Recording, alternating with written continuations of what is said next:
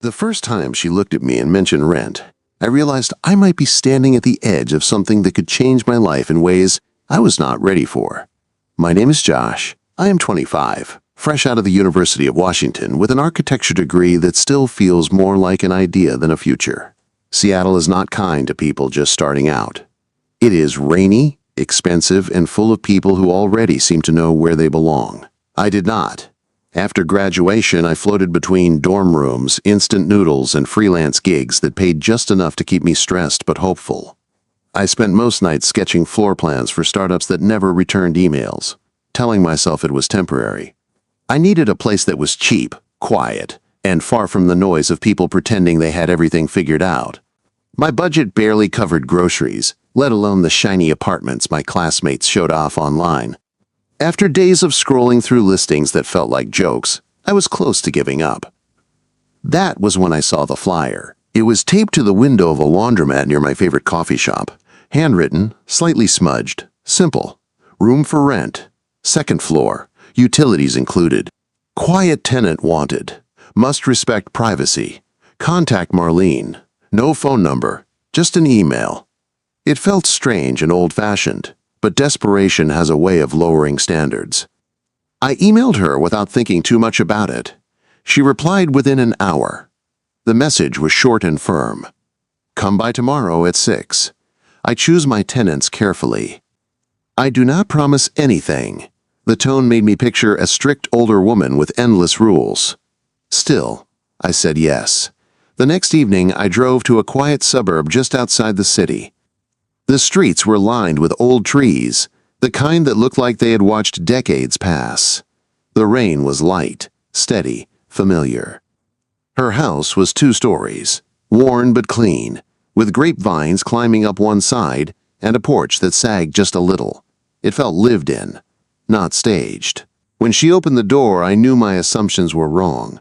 Marlene was not what I expected. She looked to be in her early 40s, calm and composed, with brown hair pulled into a loose bun and strands falling free. She wore a simple white shirt, sleeves rolled up, dark pants, and no shoes.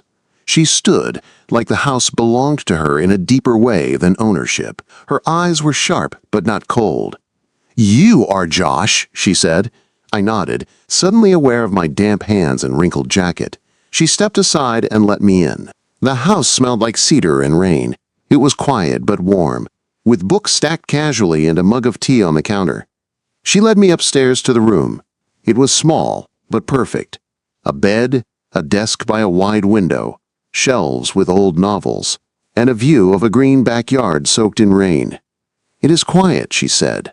"I need it to stay that way. No parties, no loud guests. I live alone." I told her that sounded perfect. She watched me closely, like she was measuring something I could not see. $800 a month, she said. Utilities included. "We can talk about adjustments if you are serious." Something in her tone made my heart beat faster, though nothing she said was improper. I told her I was serious. After a long moment, she agreed to a 1-month trial. I moved in the next day. The house felt different in daylight, softer, alive. I unpacked my few belongings and tried to convince myself this was just another temporary stop. Marlene was polite, but distant. Quiet mornings, short conversations, respectful space. The first week passed easily. I worked from my desk, listening to the rain. I saw her in small moments watering the garden, reading on the porch with soft jazz playing, moving through the house like she had learned every sound it made. I noticed her more than I wanted to admit. One evening, I joined her on the porch with my sketch pad. We talked briefly about books and work. Nothing personal. Nothing deep. But it felt like the beginning of something. By the end of the month, I had settled into the quiet I thought I wanted. Then, one morning, I received her message. "We need to talk about the rent. Tonight. 8 o'clock. On the porch." All day, my chest felt tight. I could not think of what I had done wrong. When night came, she was already there, calm as ever, tea set between us. That was when she looked at me and said the words that changed everything. "You owe me rent." And before I could answer, she added calmly, "But not the kind you think." I looked at her, my heart pounding, and asked the only thing that came to mind. What if I gave you something better? She did not answer me right away. Marlene just sat there on the porch, the steam from her tea curling into the cool night air. The rain had slowed to a mist, and the grape leaves above us dripped softly, one drop at a time. Her calm made my question feel louder than I intended, like I had stepped too close to a line I could not see. Something better, she repeated slowly, tasting the words. Her eyes stayed on me, steady and unreadable. Tell me what you think is better. I swallowed and leaned back in the chair, my fingers tightening around the warm mug she had poured for me. I did not plan this, I said honestly. I just know money is the only thing I have very little of, but time, effort, that I have. If you need help around the house, repairs, design work, anything, I can do that. I am an architect, or at least trying to be one. For the first time since I met her, she smiled in a way that reached her eyes. Not amused, not teasing. Curious. I do not need repairs, Josh, she said. This house has been standing longer than most people keep promises. Then she paused, her fingers resting on the rim of her mug. What I need is quiet, consistency, and something real. That is why I suggested the reading. That was how the arrangement began. Every night at 9, I would sit across from her on the porch or at the kitchen counter and read for 10 minutes. At first, it felt awkward. My voice sounded too loud in the stillness. I worried about reading the wrong thing, saying the wrong words. But Marlene never corrected me. She just listened, like every word mattered. I read sketches of houses I dreamed of designing, homes filled with light and open windows. I read poems I barely understood, but felt anyway. Sometimes I read thoughts I had never said out loud to anyone. She never interrupted. She never looked away. The rent was cut in half, just like she promised. But after a while, it stopped feeling like a transaction. It felt like something else, something private. I started noticing the changes in her. The way her shoulders relaxed when I began to read. The way she closed her eyes sometimes, as if she was holding onto the sound of my voice. Once, I caught her smiling to herself when I stumbled over a line and laughed at my own mistake. And she started letting me see more of her too. One night after I finished reading, she told me about her past. About painting interiors, chasing light and color across empty rooms. About her marriage that slowly drained the joy out of her work until she stopped painting altogether. About the silence that followed when he left. How this house became both her shelter and her prison. I listened the way she listened to me. Weeks passed, and the house felt different. Warmer. Fuller. The quiet was no longer empty. It was shared. Then came the night the power went out. A storm rolled in heavy and sudden, rattling the windows and drowning the neighborhood in darkness. I found Marlene in the kitchen, lit by a single candle. She looked smaller in that light, more human, less guarded. I sat with her, no reading that night, just presence. That was the first time I touched her hand. It was not planned. It was not dramatic. I reached out without thinking, and she let me. Her fingers trembled slightly in mine, and something inside my chest shifted. She did not pull away. She just stayed there, close enough that I could feel her warmth. I am scared, she admitted softly. Scared you will leave. Scared this will end. I told her I was not going anywhere, at least not yet. After that night, nothing was the same. We did not cross any obvious lines. There were no kisses, no confessions. But the space between us grew thinner. Her hand brushed mine more often. Our conversations lingered longer after the reading ended. Sometimes she would ask me to stay, just a little while longer, and we would sit in silence, listening to the rain. Then the email came. A firm in Portland had seen my work. They offered me a real job, a real salary, a future I had been chasing since graduation. I stared at the screen for a long time, my heart torn in two directions. One toward the life I thought I wanted, the other toward the quiet house, the porch, and the woman who listened to me like I mattered. I did not tell Marlene right away. I kept reading to her each night, carrying the secret like a weight in my chest. Every word felt heavier, knowing it might soon be my last. Finally, I could not keep it in anymore. That night, after I finished reading, I looked at her and said, I need to tell you something." She looked back at me, calm but alert, like she already knew. "I got a job offer," I said. "In Portland." Her face did not change, but something in her eyes dimmed. "You should take it," she said, quietly. I had never wanted to argue with someone more in my life, and that was when I realized the rent had never really been the price of staying here. The real cost was deciding whether I was brave enough to leave or brave enough to stay. After I told her about the job, the house went quiet in a way it never had before. Not the comfortable quiet we had built together, but a careful one, like both of us were afraid to disturb something fragile. Marlene still poured the tea each night. I still read at 9, but now every word felt like it was being weighed, measured, stored away for later. She never asked me when I was leaving. I never told her when I had to decide. One evening, after I finished reading, she stood instead of nodding like she usually did. She took the book from my hands and set it aside, then looked at me in a way that made my chest tighten. "You read like someone who is already gone," she said quietly. I did not know how to respond. I felt caught, like she had reached inside me and named the thing I was trying to ignore. "I do not want to trap you here, Josh," she continued.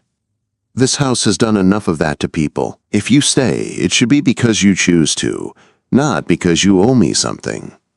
Her words hurt more than I expected because they were kind. That night, I could not sleep. I lay in my room listening to the rain, thinking about Portland, about deadlines and offices and a future that made sense on paper. Then I thought about the porch, the jazz drifting through the air, the way Marlene closed her eyes when I read, like she was holding on to something that could disappear. In the morning, I found a sketch taped to my door. It was her work, a room filled with light, 2 chairs facing each other, a window open to a garden. At the bottom she had written, "Quiet does not have to mean alone." I carried that sketch with me all day. That evening, I did not read from a book. I told her the truth. I told her I was scared of choosing wrong. Scared that if I left, I would lose something I could never replace. Scared that if I stayed, I would wake up years later wondering what I gave up. She listened without interrupting, her hands folded around her mug, her eyes steady. When I finished, she reached across the table and placed her hand over mine. This time, neither of us pretended it was an accident. "Whatever you choose," she said, "I want it to be something that makes you feel alive, not just safe." The words broke something open inside me. The next week passed in a blur. I accepted the job offer, telling myself it was the smart choice. I gave Marlene notice, my voice steady even as my chest felt hollow. She nodded, thanked me for telling her, and did not ask me to stay. On my last night, we sat on the porch without tea, without books, without rules. The rain came down soft and steady, and the grapevine swayed in the dark. At the end of the night, she stood and looked at me, really looked at me, like she was memorizing my face. "You changed this house," she said. "You reminded me that I can still feel things." I wanted to say she had done the same for me. Instead, I leaned forward and kissed her. It was gentle, unhurried, and full of everything we had not said. She kissed me back, her hand resting against my chest like she was grounding herself. When we pulled away, she did not ask me to stay, and I did not promise I would come back. I left the next morning before the rain stopped. Portland was everything the offer promised. Busy, demanding, full of movement. My days filled with meetings and designs, my nights with silence. No porch, no jazz, no voice waiting for mine. Weeks passed, then months. One afternoon, a package arrived at my apartment. Inside was a folded drawing, her drawing. The house, just as it was. But this time, there was a suitcase by the door, and 2 coffee mugs on the table. On the back, she had written a single line. "Some doors stay open longer than you think." I sat on the floor holding that paper, my heart pounding like it had the night she first mentioned rent. And for the first time since I left, I realized part of me had never really moved out of that house at all. I stared at that drawing for a long time, sitting on the floor of my Portland apartment while the rain tapped against the window. It felt familiar, almost comforting, like Seattle had followed me south, The suitcase she drew by the door was small, intentional.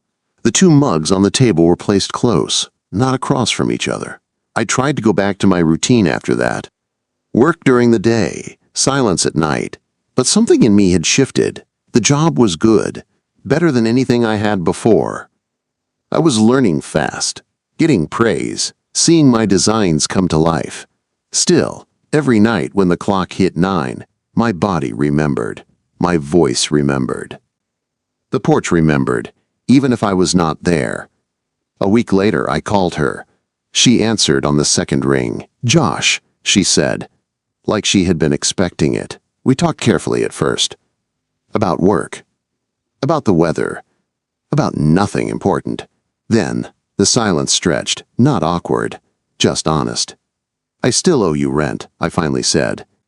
She laughed softly. "I was wondering when you would bring that up."